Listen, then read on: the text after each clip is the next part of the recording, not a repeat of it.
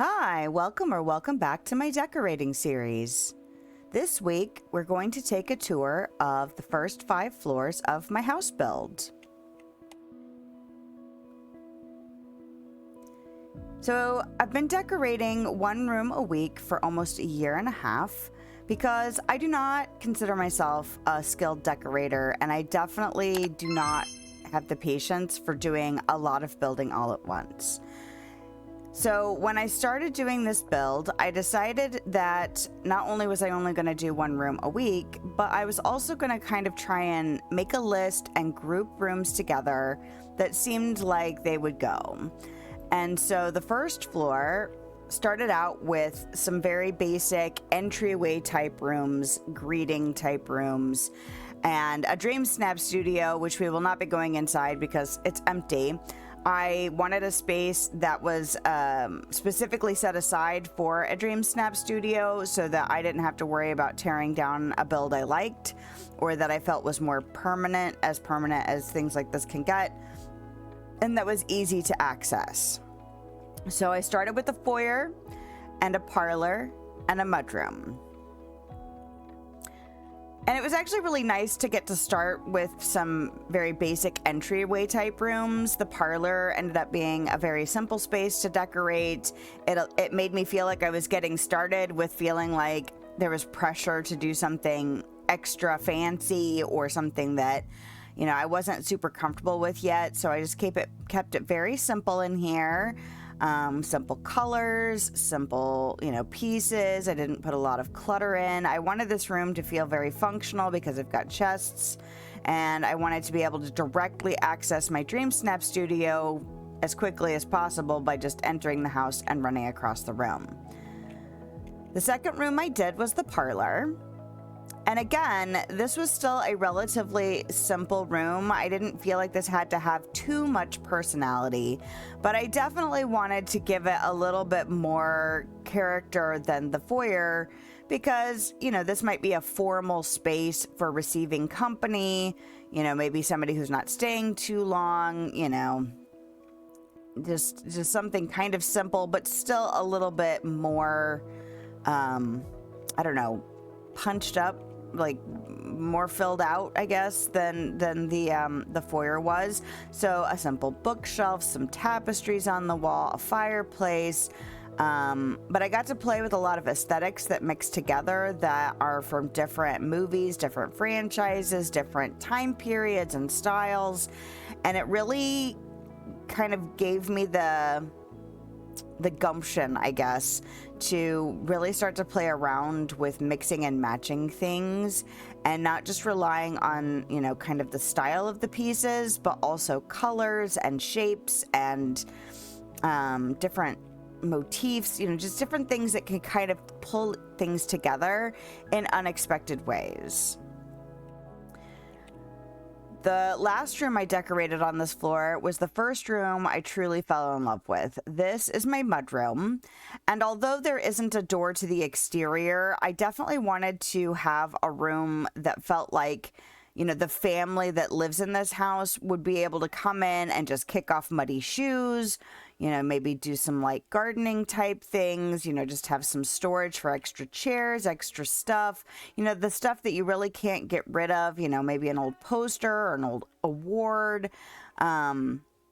but just a more casual entryway for the people that lived in the house. And this is definitely more my style and aesthetic. I love how lived in it feels. I love that it looks like not only functional, but a place where, things would go to get stored that you have a hard time letting go of. Maybe this dragon is an art project your kid made in 4th grade and you just can't get rid of it, but where else do you put it? Maybe you don't have a spot for it anymore.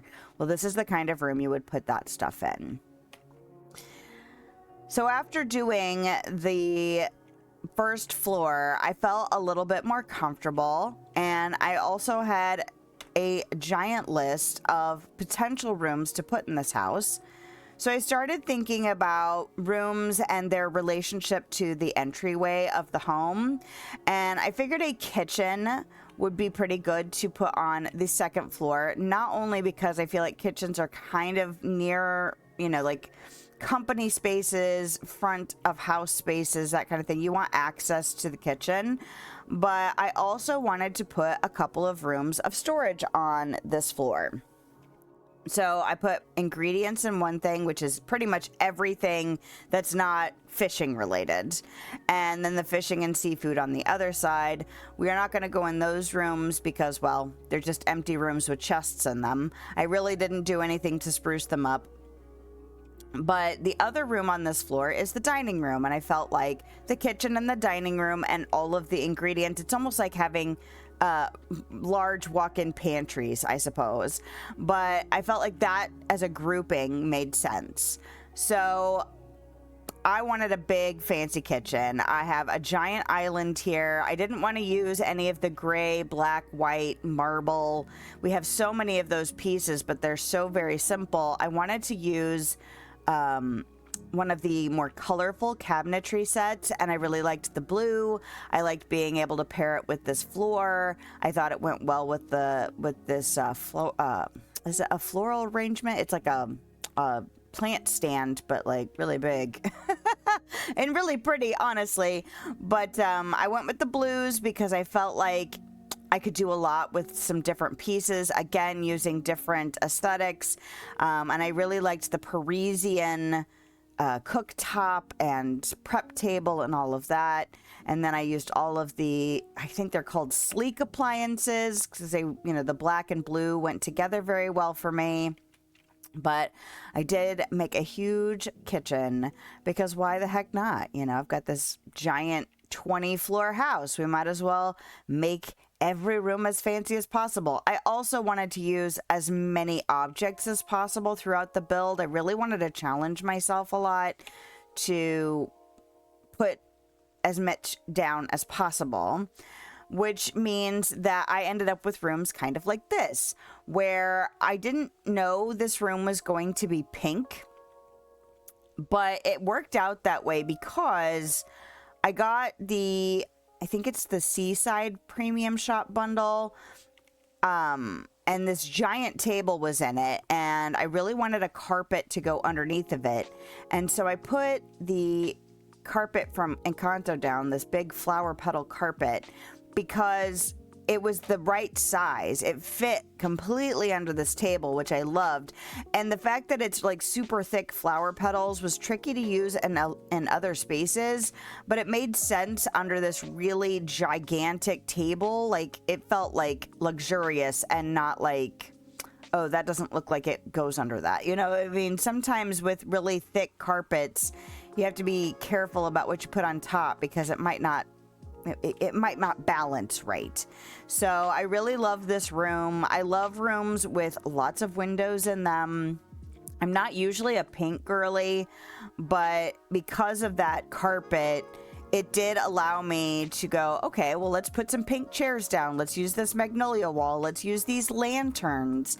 And again, kind of this is the beginning stages of me going, well, what can I put down? Where can I find a home for things? Because I really wanted to try and figure out how to use so many of these really interesting and unique objects that I may not normally pick if I was just decorating one room, because I had so many rooms to play with. And it was an interesting way to expand upon the challenge of doing this decorating series to begin with at all. So continuing the theme of kind of things that you would want near the entrance of the home and kind of guest-related spaces, I decided that the third floor should be for entertainment purposes. So on this floor, we actually did decorate all 4 rooms. And we have a lounge, a cocktail bar, a home theater, and a dance club. And I figured these would be spaces that might have more sound involved, that they might be for big gatherings, and that you might want kind of some distinct spaces when entertaining guests. So the first room made sense being a lounge because you wouldn't necessarily want to come up straight into a loud dance party, or you might want to have your cocktails in a more secluded space. So the lounge made a lot of sense to put in the entryway. of this particular floor. But I also wanted to push myself with color palette. And so I went with the darker tone. I wanted it to feel moody in here. It also pushed me to put down a wall that I thought I would struggle with. And honestly, I think this might be the only time I use this wall. But I wasn't sure where to put some of these more distinct walls that we have. We have a few that are difficult to use in just kind of ordinary spaces. And so this gave me a reason to, you know, kind of focus in on the darker vibe, the red violet and purple stuff from Ursula. And I feel like the lounge was the right space to try and push for that challenge and keep it simple. So here is our cocktail bar. It is very blue. I can't remember what spurred this on. It might have been these fences, but this was, again, another space where I was really pushing myself to use some things that might be difficult to put in other spaces. And that's the walls and floor. I want to say they're either Wall-E or Toy Story, like Buzz Lightyear stuff. I can't remember exactly, but I wasn't sure where I was going to put that kind of stuff because I'm not making a spaceship in this house, although I guess I could if I really had wanted to. But when I put that stuff down and started playing around with pieces, I started realizing how many different things had blues in them. So it allowed me to put like the manta rays in here along with these lights that are from the Little Mermaid. But then there's also these giant windows with the night sky. And then there's this kind of cool tall table from Toy Story with clouds, but it's translucent. You know, it was just interesting to experiment with mixing and matching and trying to push to add stuff. The celestial stuff is in here, not a ton of it. I've got a little bit of Art Deco with the glasses storage. And, you know, I also experimented with adding in some different sections. I have obviously more of a bar space over here, but then I have, you know, like this tall table situation over here, but then more of a lounge area over here. And this was kind of the beginning of me starting to go, I want to break up the rooms. These are just big boxes, you know, the big squares inside of, you know, a big square, I guess. But I haven't gotten fully involved in breaking up spaces yet because the home theater didn't require that. Yes, there is a separate section for kind of snacks or a concession type area in here, but a home theater really needs to be kind of the whole room focused on the screen. And this was another fun one to put together. I got to use some unique objects, which was another thing I really liked to do. These two kind of standee things over here were created for quests in the game, and I felt like they needed to have a home, and the home theater made total sense to me. I think the screen might also be, because I think this is the only giant screen you can put in the house. Of course, I haven't tested that theory in a while. But I love how the Mickey Mouse stuff is incorporated with these big lounge chairs. I don't know, the big door from Oswald, it all feels like kind of old school movie theater vibe. But, you know, smaller, so it fits inside a house, right? And the last room I did on this floor was a very simple room, although very effective, because we had all these objects that were for a dance, I don't know, club type thing. I think it was the Rockstar Path that we got most of the stuff. But I didn't need to do much in here. The disco balls and floor pieces and lighting on the sides really do enough to sell. This is a dance, dance club. And then I feel like we have at least 2 or 3 different dance DJ booths. But yeah, the only thing I really did in here, besides picking out the walls and floors, we didn't have ceilings at the time. So when I go back and revamp and revisit some of these spaces again, I'll be able to add ceilings in. Was I wanted to use this wall, almost like a mural. These big kind of fancy painted walls, like highly detailed walls, can be very tricky to put in spaces. But I felt like it was really fitting because there's kind of a purpley under the sea color palette going on in conjunction with that mural, which makes me feel like, I don't know, the lights play up the mural more than other spaces might. And I didn't feel like it needed a lot in here. The floor is already a lot. The disco balls are already a lot. Like, we don't need to add too much more to the space because it's got a lot going on. So then we continue to the 4th floor, and this is the first set of bedrooms. I wanted to create a space for guests. So say you host a party and it gets late and you want to have a place for your company to be able to relax and sleep over for the night. Or maybe that's the plan all along. Maybe they've come from out of town, but you still want to have a big party, but they still need a place to stay. And I knew I had lots of different bedroom sets to play with in this game. So this room in particular, the seating area. Oh, let's take a look at what we called these rooms. We have a guest sitting room, a guest bathroom, a guest bathroom, and another guest bedroom. Did I say guest bathroom? I'm getting tongue-tied. Too many guest rooms at once. Two guest bedrooms and one guest bathroom on this floor. There we go. I spit it out finally. All right. But I knew I had the potential to make a lot of distinct looking bedrooms and bathrooms in this game.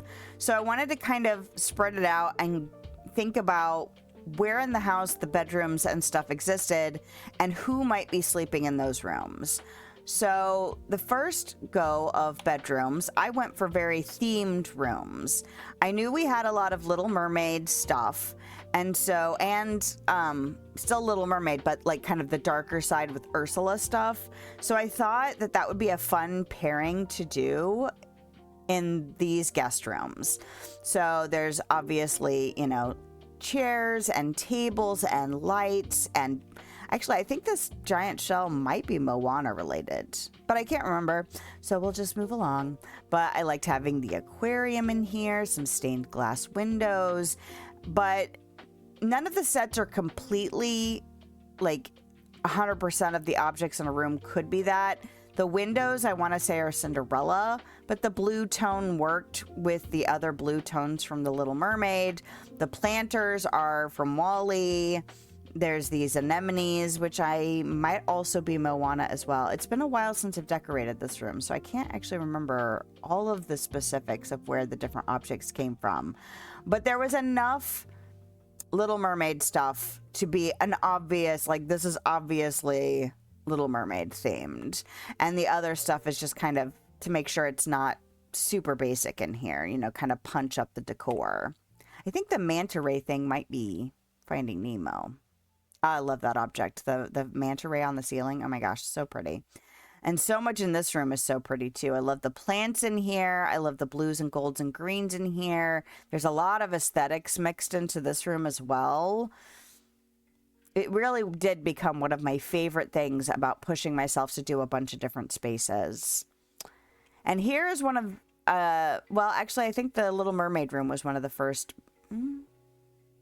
No, I think this floor, because there's also some screens in the guest room, where I really pushed myself to create walls when we don't really have walls to put down.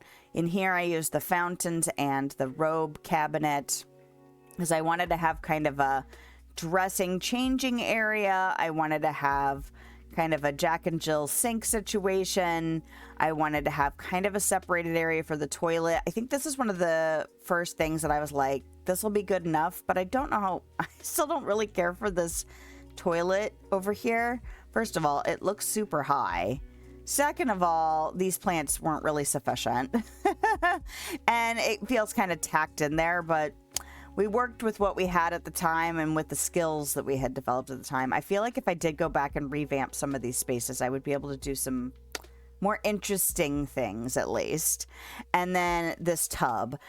This was another thing where it's like I knew I had a very specific bathroom set with this sink and this tub, and I really wanted to find a place to use it. So this floor really became about like, okay, what are we going to do with the sets that we were given? And some things I think work better than others. The aerial room I think pulled together very well. This room is all right. Like, it's fine for a guest bathroom, but I wish there was a toilet that went better than that one that we have over there. Like something with like some more tile, or the colors are right. But anyway, minor complaints. And who knows what we'll have if I do go back and revamp these spaces. Oh, yep. See, this is the screen that I used to break up this space to make it feel like the seating area was separate from like almost a little hallway over here. And then in the aerial bedroom, I used the planters to break up the seating area from the bed. So yes, this was the first floor that I really started to try and play around with breaking up the space more. So this is the Ursula suite, or the, I don't know, villain suite, as opposed to the princess suite on the other side. But this side did not have as much objects. Like, we have the vanity and the mirror and these chairs and carpet and footstool. So I really had to work with adding in objects to fill out everything. And the thing that I decided to use, oh, there's that mural again. I forgot that I used it in here too. Look at that. The other objects I used were the thorn set, because I wasn't sure where I was going to put it. And because the red, purple, red, violet, and, Ursula color schemes really go together, I decided this would be a good combination. So I got a bed with that set, and then the side tables are Ursula, and then I needed the wardrobe. This is a tangled bench, if I'm not mistaken. But then we also have the lamps. That's Ursula stuff. But then there's a door that I was able to add in, and the fireplace, the walls. So yeah, it was interesting going, I know I have a lot of objects for some of these sets. Let's try and make a room out of the set, and realizing the pieces that aren't in the set. Like, it was kind of surprising there was no Ursula bed. I could have sworn there was a complete bedroom set, but there wasn't. So this was also a way to kind of learn more about what objects were in the game and what objects aren't yet in the game. The last floor we're going to tour for this video is my first craft space. So when I first started playing the game, I only had one room that I had decorated, and that was a craft/art room. And it was not formally decorated. I didn't go in there with the intention of decorating. Every time I unlocked something I thought was either artsy or craftsy or something that I just really liked, I stuck it in that room, and that room was packed to the gills. And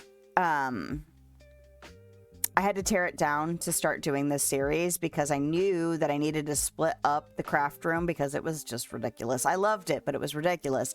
So I ended up with 4 separate art craft spaces in the end, and the first 2 are on this floor. So the first one is the craft room, and then this is another floor of storage. I liked having the storage. I liked the kitchen storage being on the second floor. I feel like that made sense, like, kind of, is it geographically if it's within a house? I don't know if that makes sense. But like the location in relation to the front of the house or the bottom of the house, the kitchen and storage for foodstuffs made sense being on the second floor. But my other storage is on the 5th floor and then the 10th floor. And that's just for my brain, because it's easy for me to remember that the 5th floor and the 10th floor have storage. So we're not going to go in those rooms again, but we are going to look at the craft room and the painting studio. So one of the best things about doing this series and having to tear down the room that I loved was knowing that I could come in and make that one room into multiple rooms. So if you did not get the hint in the mud room, I love busy spaces. I love lived-in spaces. I love eclectic. I love bright colors. And so I just let myself go whole hog in this room. I let myself mix and match colors and have lots of different patterns. I loved having all of the stuff in here look like it could have been made in this room or in one of the craft spaces in this room. I love, like kind of these doors. This door screen, I guess, it's from Monsters Inc. Looks like something I could have made, but it's also creating a storage space for cardboard cutouts that look like they were made for some art project or like, you know, kids theater or something like that. But just the flowers, the stuff on the walls that looks like it might have been made and then just hung up so it had a place to be and exist, but it's not necessarily hung in a way that's like a living room would have, or, you know, some kind of fancier space. But everything in this room is either some kind of collectible or some kind of thing that looked like it could have been made.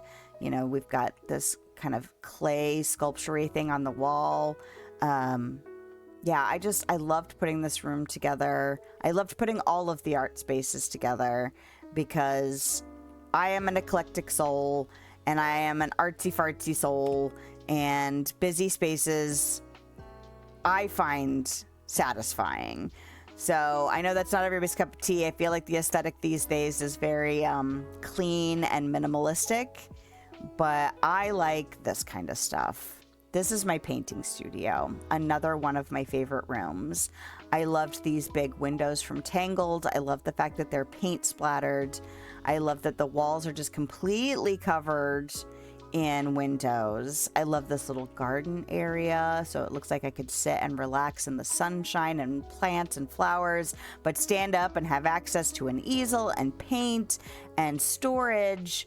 And then also the walls are just covered in all of the paintings I could stuff on there, including the frames that were covered and dirty looking at the beginning.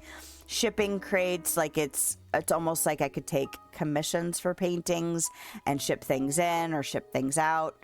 But yeah, just I love this floor.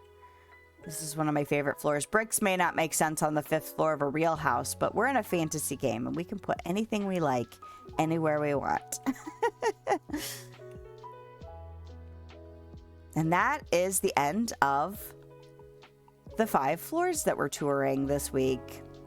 Next week, we'll do the next 5 floors. And over the course of this month, we will visit all 20 floors of my finally finished decorated house. That's it for today's decorating adventure.